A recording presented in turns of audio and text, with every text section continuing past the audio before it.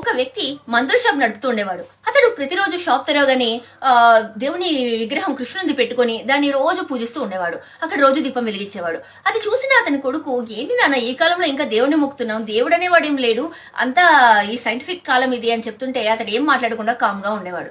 ఒక రోజు ఆయన బాగా ముసలివాడైపోతున్నాను, ఇంకా నేను చనిపోతాననే స్టేజ్ లో ఆయన తన కొడుకుని పిలిచి, బాబు నువ్వు ఏం మొక్కకపోయినా పర్లేదు, కానీ ప్రతిరోజు దీపం మాత్రం వెలిగించు దేవుని ముందర, అదే కాక నువ్వు నీతి నిజాయితీ ధర్మంగా బతుకు, అందరినీ జాలిగా చూడు అని చెప్తాడు. అలాగే నీకు ఎప్పుడైనా ఏదైనా కష్టం అనిపిస్తే ఈ కృష్ణుని ముందర ఒక దండం పెట్టి నీ బాధను చెప్పుకో అని చెప్తాడు. సరే నాన్న అంటాడు. అలా గడిచిపోతుండగా అతను పెద్ద ఆయన చనిపోతాడు. ఆ అబ్బాయి ఏమో ఆ షాప్ చూసుకుంటూ అలా ఉంటాడు. ఒక రోజు సడన్ గా కరెంట్ పోతుంది. అప్పుడు సడన్ గా ఒక అతను వచ్చి, అన్న అర్జెంట్ గా నాకు ఈ మందు ఇవ్వు, ఇది వేస్తే గానీ మా అమ్మ బతకదు అని చెప్తాడు. సరే అని అతడు చూస్తుండగా కరెంట్ లేదు కదా, కొంచెం కన్ఫ్యూజన్ లో ఏదో బాటిల్ ఇచ్చేస్తాడు.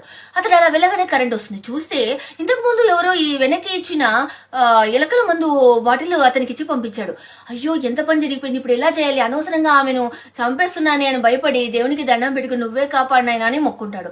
సడన్ గా అలా మొక్కేసరికి వెనక నుంచి ఒక గొంతు వినపడుతుంది. అన్న నేను అలా పోతూ ఉంటే బురదలో కాలు జారి పడిపోయాను, బాటిల్ విరిగిపోయింది, ఇంకో బాటిల్ ఇవ్వవా అని. అప్పుడు అతను మనసులో చాలా సంతోషపడతాడు. నిజంగా మనం మనస్ఫూర్తిగా దేవుని మొక్కితే ఆయన మనకేం కావాలో అవన్నీ చేస్తాడు. మనము నమ్మకం ముఖ్యం.